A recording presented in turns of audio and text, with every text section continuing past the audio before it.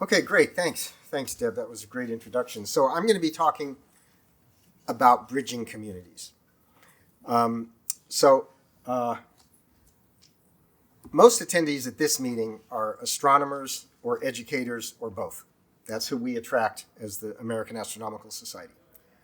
And astronomers are used to collaborating with a limited number of other types of people, primarily other astronomers, engineers, computer scientists, instrument builders, optical scientists, and so on. It's similar for educators.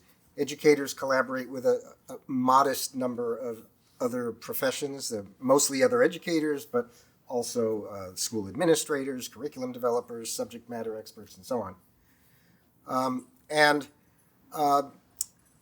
These are mostly, I would say, each of these groups of 5 circles, those are mostly bonding communities, I think. Well, a lot of astronomers are educators and vice versa, like I said, so you could call this, in some sense, a large bonding community. But when the AAS established the Solar Eclipse Task Force back in 2014, we realized, look, these eclipses are not just for us, right? They're for the whole country and the whole continent, really. And they're going to draw citizens from across the country. A lot of people are going to move into the paths. We're going to get a lot of visitors from other countries. A lot of localities that had never seen anything like this before were going to have a major event on their hands. And these communities were going to need help, and they were going to need to reach out to all kinds of other communities and people. Like Deb said, we had state and local government, we had the healthcare industry, because you got to be prepared for the inevitable accidents and injuries at all of your big eclipse events, law enforcement, transportation, emergency management. So these are the bridges that we had to build as the Solar Eclipse Task Force. And the whole idea was that we wanted everybody to be ready, all the stakeholders to be ready when the crowds came, and hopefully not the clouds came. But they did. So, we knew that hundreds of millions of people were going to get to experience one or more of these eclipses, and whether inside or outside the path, they were going to need to know what to expect, and they were going to need to know how to keep their eyes safe. So now we're also starting to collaborate with eye doctors and other doctors, and with their professional associations, with manufacturers and dealers of telescopes, solar filters, accessories, that kind of thing, and the media too. We needed the media to amplify our messaging about what was going to happen and how to keep yourself safe. So the community just kept getting larger and larger. I was myself principally involved, other than with organization of workshops and things, with the solar eclipse safety business. And, so I personally got very plugged into the solar filter industry, not just the manufacturers, but also the dealers, the distributors, the wholesalers, in order to confirm that the products that were being offered on the U.S. market were safe.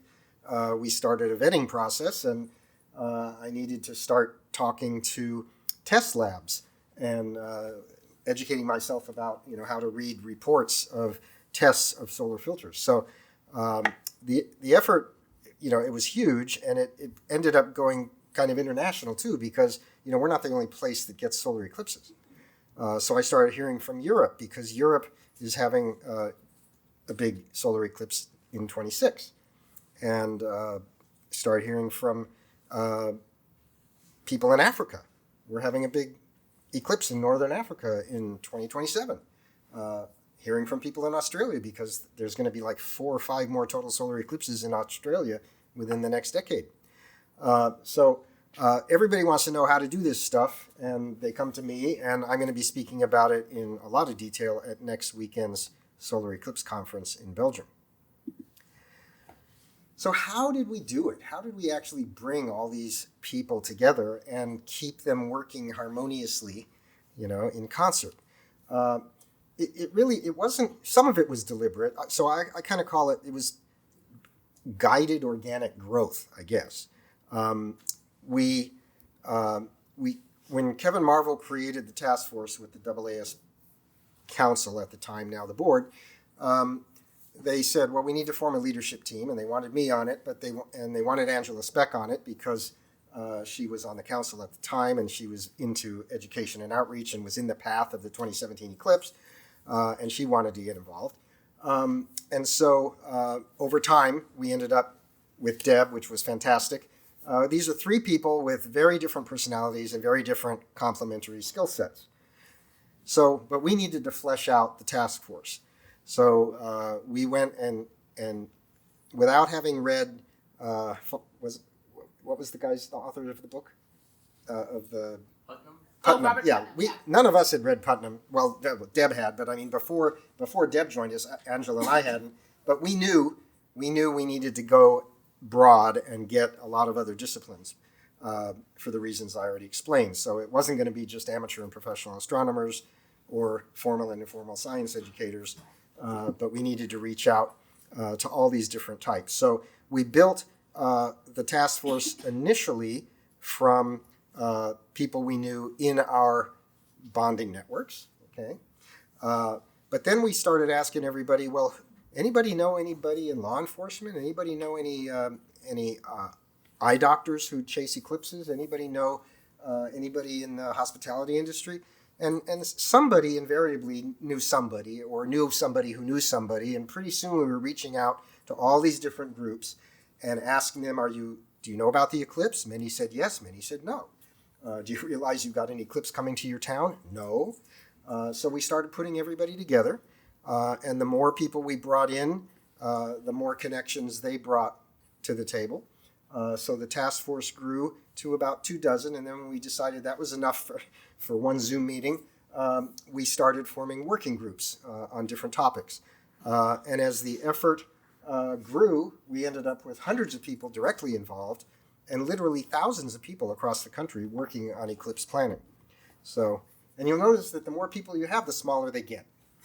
It's just the way it works. It's physics. I didn't create the laws of the universe. So here's a photograph from one of our task force meetings. This was the last one we held in San Antonio shortly before the annular eclipse. And so here we are. There's a handful of astronomers here, quite a few educators, but lots of other people. You're going to meet representatives from some of those groups today. It's not always easy, especially at the beginning, to work with people who maybe they don't know about eclipses, or maybe they speak with different jargon because they come from emergency management or something like that, and they've got a totally different lingo. But I'll explain sort of how we kept the glue, how we provided the glue. But the point is that we did work together over the course of 5 years. For the second set of eclipses, 3 years for the first set. But we learned how to talk to each other and to listen to each other, which is even more important than talking to each other. And we did everything we could, supporting each other and encouraging each other to maximize our collective success. And success looked different for different people, right? For traffic people, success is no traffic jams. For the hospitality industry, success is booked solid. For emergency management, it's no injuries, no traffic accidents, things like that, or at least a minimum number. We tried to anticipate in a collective way all the things that could go wrong. We didn't have to worry about the timing of the eclipse. That was guaranteed.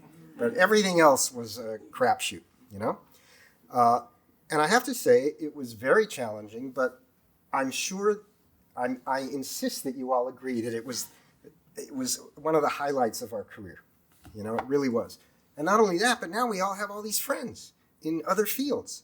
All sorts of really interesting people in other professions all across the country, which is fabulous. I mean, it's life enriching, I mean, they talk about work-life balance. Sometimes they overlap, and it's really fantastic. So how did we glue everything together? The main thing was that we had to pick a small number of goals that everybody could get behind. And this one worked really well. It was our number one, was to have everybody have a safe, enjoyable, and inspiring eclipse experience, whether they were in the path of any of the eclipses or not. And we kept reminding ourselves, not everybody's going to make it to the path. Not everybody's going to make it to the path. And everybody could use that as a way to craft their own individual goals, whether in their community physically or their community of people. It worked really well. We also needed to come up with a small number of messages that we would all repeat within our communities and to the outside world, to the media, and so on. And so I'll give you just a few examples. This one was really important to make sure people understood the difference between a total eclipse and a partial eclipse. You could always tell the people who haven't yet seen a total eclipse by just asking them, have you ever seen a total solar eclipse? And if they hesitate for even a fraction of a second, you know they've never seen one. We wanted to encourage people to get into the path if they could, but we knew that not everybody would. Safety was another one of our big messaging points. So we wanted to make sure people understood that it was safe to look at totality. Okay? Not to look at anything else without eye protection, but it was safe to look at totality directly. But that they would only see that amazing, spectacular, Fred Espenack screaming kind of event if they were in the narrow path. So again, this was kind of a combination of safety and encouraging people to get into the path. But that at all other times they had to observe with solar filters that complied with this international standard, and that's where I ended up vetting filters. And vetting filters and vetting filters and vetting filters. And then this one was designed by the transportation community and was meant to keep people from piling into their cars at the last minute as the clouds rolled in and everybody getting stuck in traffic jams. It was also there to not have everybody leave the instant totality ended, again, to cause tremendous traffic jams. That one didn't work as well as the others, but it worked pretty well. Better in 24 than in 17. Okay, so how did we do? Well, again, our number one goal was for people to have a safe, enjoyable, and inspiring eclipse experience. So what about safe? Well, hundreds of millions of people viewed the eclipses, okay? Hundreds of millions. And there were at most a few hundred eye injuries across all three eclipses. And they were virtually all minor and temporary. So that's a 99.999% success rate, okay, for eclipse safety. So we feel like we did pretty well there. What about the inspiring and enjoyable? Well, this is a word cloud that was created from a survey of people who got one of our 2017 funded, NSF-funded mini grants for eclipse education and outreach. We had them survey the people who came to their events, and this is a word cloud based on their experiences, and it was obviously pretty enjoyable and pretty inspiring. So we think we did okay on all three counts. I don't remember Deb mentioning this in the intro, but it's important one of the ways that you can keep the community together and that you can extend the community into the future and grow new communities is to have a legacy, to leave a legacy. Don't just pack up and leave when it's all over.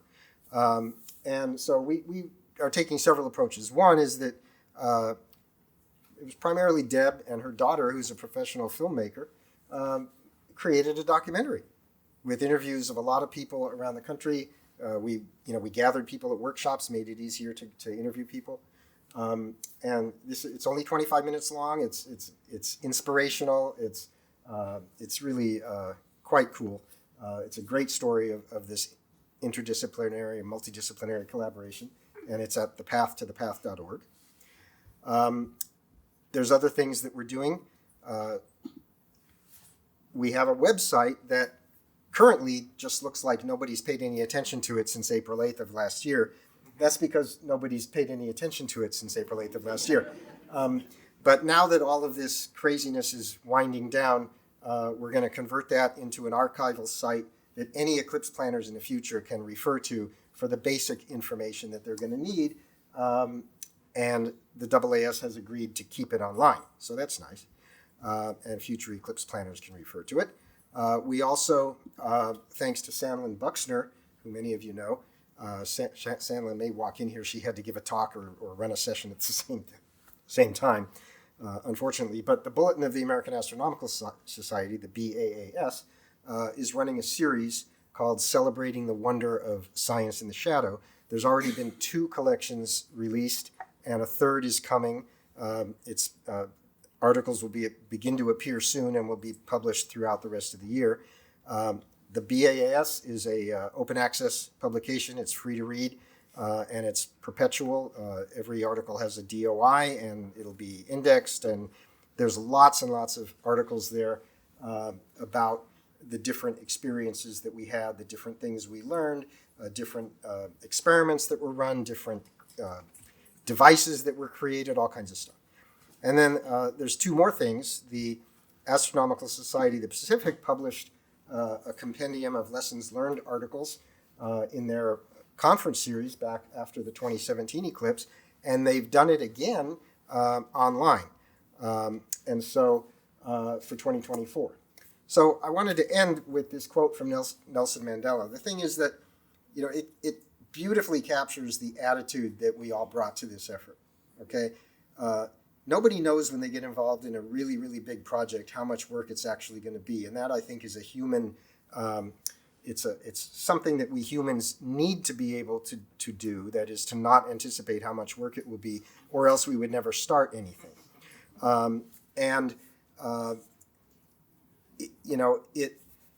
As Deb said, this quote, it applies to anything. It doesn't have to be a solar eclipse or anything scientific or astronomical, but it works for a big event of any type.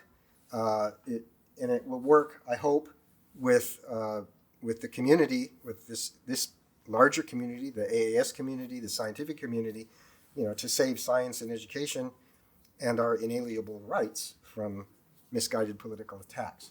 So we're hoping that the kinds of things you hear about today will help motivate you and inspire you to organize and lead. That's it for me. Thank you.